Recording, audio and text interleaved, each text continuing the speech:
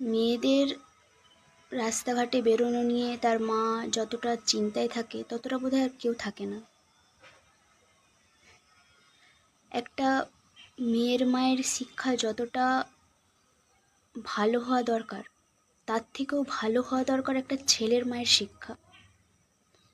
একটা ছেলেকে তার মা কী শিক্ষা দিচ্ছে, কিভাবে শিক্ষা দিচ্ছে,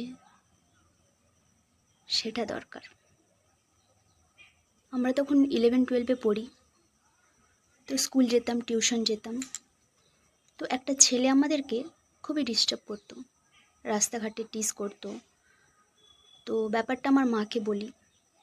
আমার মা তো ছেলেটার মায়ের কাছে গিয়ে নালিশ জানায় যে তোমার ছেলেকে তুমি সামলাও, আর এরকম রাস্তাঘাটে টিজ করছে, আমার মেয়েদেরকে ডিস্টার্ব করছে। তো ছেলেটার মা একটা অবাক করা কথা বলেছিল যে আমার স্যারকে আমি ছেড়ে রেখেছি, তোমার গাইকে তুমি সামলাও।